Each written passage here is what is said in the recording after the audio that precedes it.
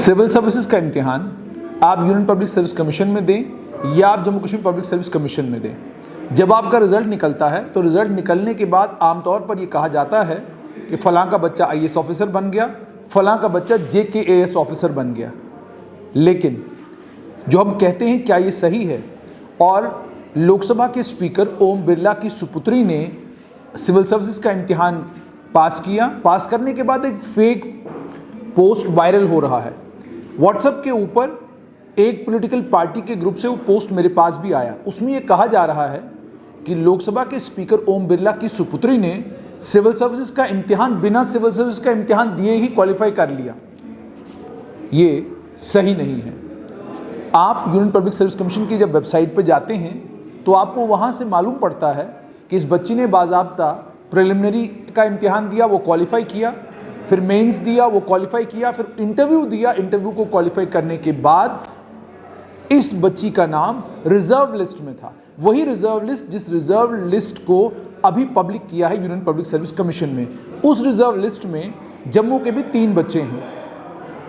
अब आपको ये समझाते हैं कि यूनियन पब्लिक सर्विस कमीशन से सिविल सर्विसेज का इम्तिहान पास करने का मतलब बिल्कुल भी ये नहीं कि आप आईएएस ऑफिसर बन गए।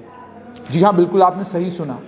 यूनियन पब्लिक सर्विस कमीशन में मेरिट के अनुसार ये डिसाइड होता है कि क्या आपको इंडियन एडमिनिस्ट्रेटिव सर्विसेज मिलेगी, इंडियन फॉरेन सर्विस मिलेगी, इंडियन पुलिस सर्विस मिलेगी, Indian audit and account service मिलेगी, इंडियन पोस्टल सर्विस मिलेगी, इंडियन रेवेन्यू सर्विस मिलेगी, इंडियन रेवेन्यू पर्सनल सर्विस मिलेगी, armed forces headquarter civil service मिलेगी, दिल्ली अंडमान निकोबार लक्षद्वीप दादर नागर हवेली सिविल सर्विस मिलेगी, दिल्ली अंडमान निकोबार लक्षद्वीप दमन and Diu Nagar Haveli police service मिलेगी, Pondicherry civil service मिलेगी या पौंडीचेरी पुलिस सर्विस ग्रुप भी मिलेगी।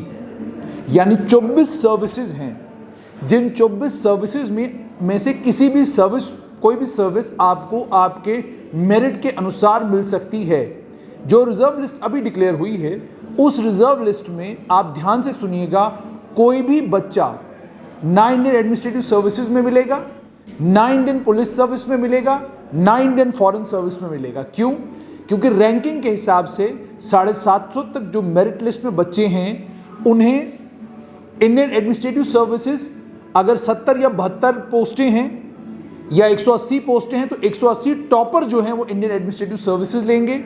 उसके बाद इंडियन फॉरेन सर्विस की बारी आएगी, फिर इंडियन पुलिस सर्विस की बारी आएगी, फिर Indian PNTs and finance service की बारी आएगी, फिर Indian audit and account service की बारी आएगी। यानी हर बच्चा जो सिविल सर्विसेज का इम्तिहान पास करता है वो आईएएस ऑफिसर नहीं होता। आईएएस ऑफिसर आप तब बनते हैं अगर आप जितनी पोस्टें आईएएस के लिए वहाँ पर हैं उन पोस्टों के एन मुताबिक आपका मेरिट है। मतलब आप मेरिट में अगर टॉप रैंक टॉप 200 में हैं तो आपको इंडियन एडमिनिस्ट्रेटिव सर्विस मिलेगी। और उसकी प्रोबेबिलिटी भी तब बनती है जब आप जनरल कैटेगरी में हैं, इकोनॉमिकली वीकर सेक्शन में हैं, ओबीसी में हैं, एससी में हैं, एसटी में हैं। आप हैं क्या? मान लीजिए आपकी जनरल कैटेगरी है तो जनरल कैटेगरी की अगर 80 ही पोस्टें हैं तो 80 750 में से 80 लोग हैं जो इंडियन एडमिनिस्ट्रेटिव सर्विसेज में जाएंगे, बाकी लोग इंडियन पुलिस सर्विस में। उसके बाद फिर जिस तरीके से लोगों ने ऑर्डर ऑफ प्रेफरेंस होगा। कई बच्चे हैं जो जब सिविल सर्विसेज का इम्तिहान देते हैं तो उसमें नंबर 1 पर आईपीएस को सिलेक्ट करते हैं कि अगर मैं पास हुआ, क्वालिफाई हुआ तो मैं आईपीएस में जाऊंगा, आईएएस में नहीं जाऊंगा। अब मामला यहां पर यह है कि सिविल सर्विसेज का इम्तिहान Jammu Kashmir public service commission भी कराने जा रहा है। Jammu Kashmir public service commission में भी आपने इस बार देखा होगा कि सिविल सर्विसेज में जम्मू कश्मीर एडमिनिस्ट्रेटिव सर्विसेज की पोस्टें कितनी हैं वो आपको मालूम है। इंडियन पुलिस सर्विस की पोस्टें ज़्यादा हैं और उसके बाद तीसरे नंबर पर माफ़ कीजिएगा, इंडियन कह रहा हूँ, जम्मू कश्मीर पुलिस सर्विस की पोस्टें नंबर 2 पर हैं और नंबर 3 पर हैं जम्मू कश्मीर अकाउंट सर्विसेज। अब ये 3 सर्विसेज हैं जिन 3 सर्विसेज के लिए ऑफिसर्स को सिलेक्ट किया जाता है। उसके बाद इन 3 सर्विसेज में ये ऑफिसर्स जो है सर्व करना शुरू करते हैं।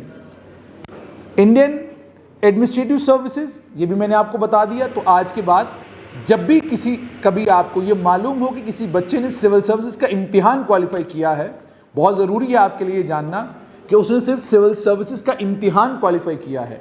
वो आईएएस ऑफिसर बनेगा या वो आईएएस ऑफिसर नहीं बनेगा, वो तय करेगा उसके मेरिट के ऊपर।